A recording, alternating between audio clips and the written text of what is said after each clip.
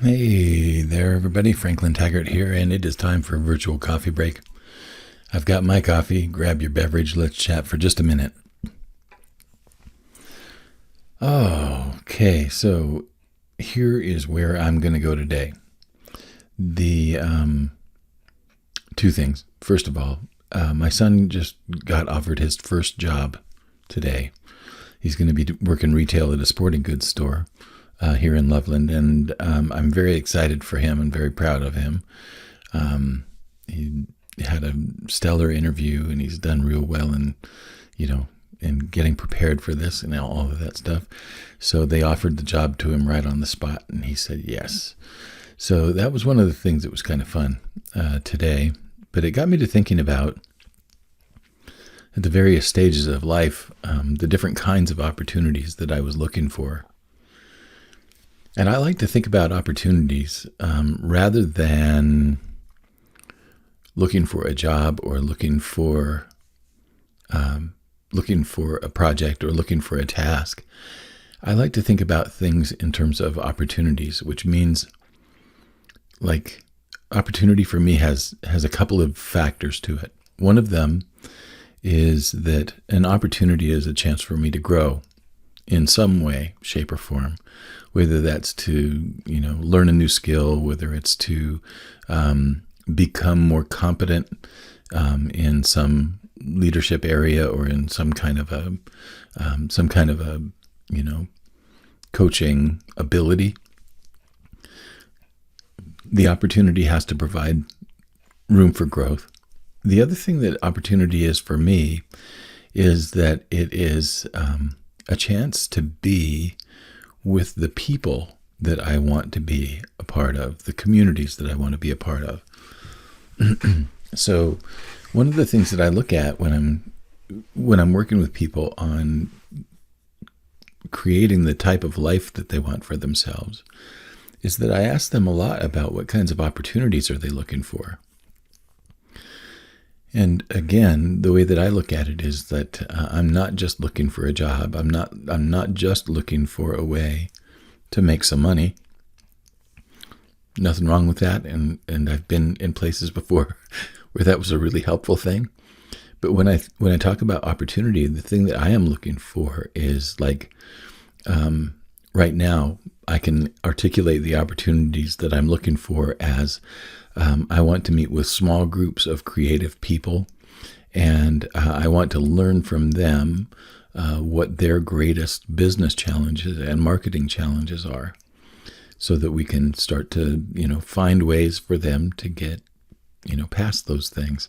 So the opportunities that I'm looking for tend to be small group environments where I can learn from people directly the things that they're going through in their creative businesses. So that's not just a job. Those are the relationships that I want to form. Those are the areas where I want to grow, and those are the areas where I want to help people grow as well. So the opportunity that I'm looking for is more than just I'm looking for a job. I'm not looking for I'm not looking for a 40-hour a week kind of a thing.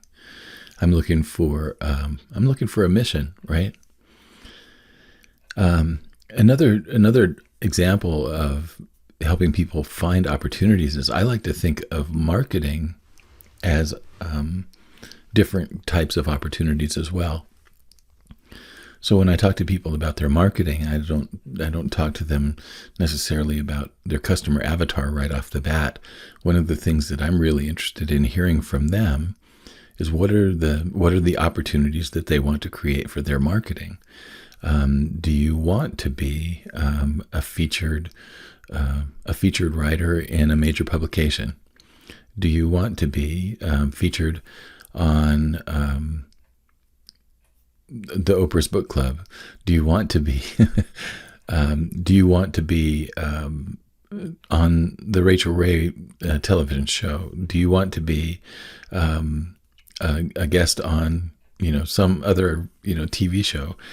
Do you want to be recognized as one of the main influencers in your industry, is that the kind of opportunity that you're looking for in terms of your marketing?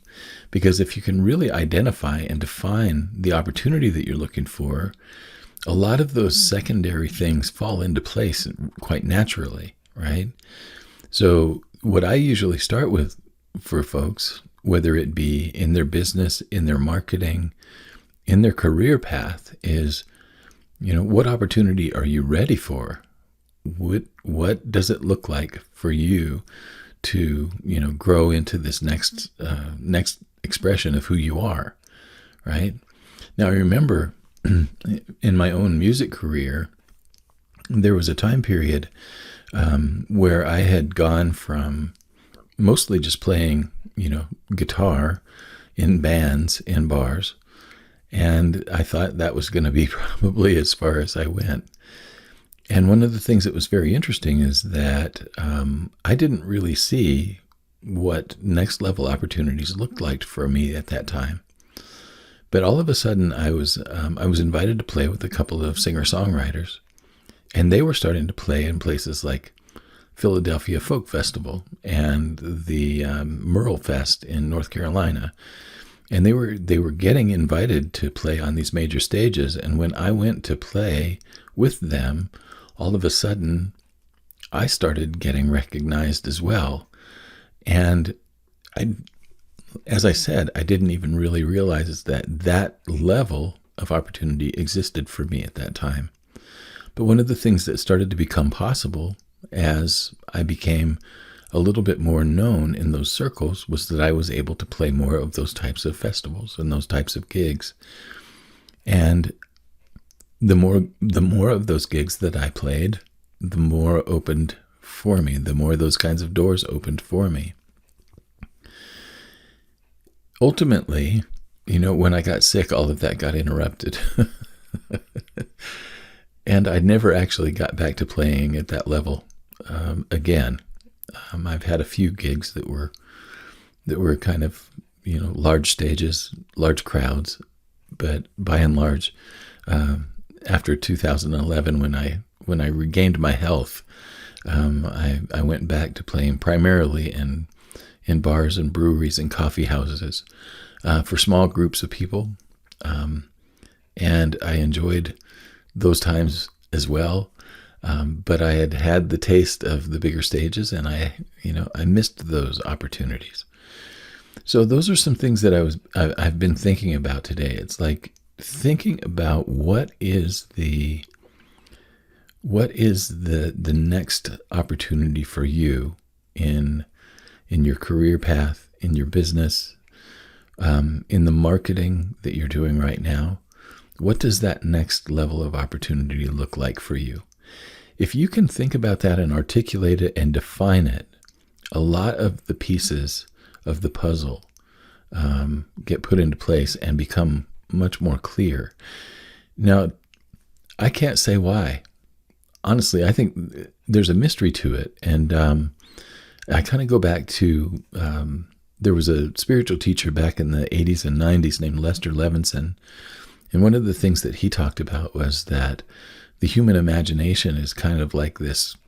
He used the bumper car as a metaphor for it. He says it's like this car, and we try to steer it ourselves, and it's just a bumpy ride all over the place.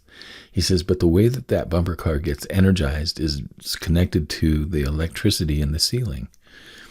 And so one of the things that I really appreciated about that metaphor was that it kind of talks about how our imagination is hooked into a much larger resource than just our own gumption.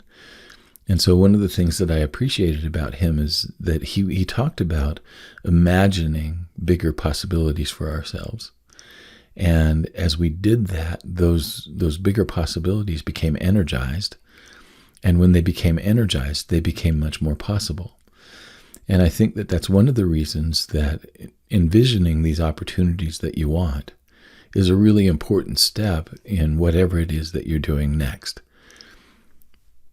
And as you do that, you're going to be amazed at at how things unfold. Another example is like, when you decide that you're going to buy a red car, all of a sudden you start noticing all the red cars. It may be something like that as well. It's just like you've primed your brain to notice those things now. And as you start to notice those things, those kinds of opportunities now can become a reality for you. So those are the things I'd like to put out there for you today. My son has found his first, non-family job. And a lot of it was that he envisioned the kind of opportunity that he wanted. He found it and he applied for it, and it's his. So those are the things that are on my mind today. And I hope if you have any questions at all or anything that you'd like to talk about with regard to this, I would invite you to take advantage of the Best Next Step call. This is a free 1-hour coaching session that I offer. And it isn't a thing where I'm going to go in and say, you need to pay me $10,000 to help you figure this out. It's just simply figuring out what the best next step is and going for it. So if you're interested in that, bit.ly/best next step call, all one word, no hyphens, no spaces. Stay in touch. And again, thank you so much for your time and your attention. And I'll be back again tomorrow with Your Own Best Company. This week's featured guest, my friend Jess Kotzer, is back, and we were doing kind of an entrepreneur discussion between the two of us, talking about the entrepreneur's life. That's coming up tomorrow. Thanks again for listening, and I'll be back again. So long.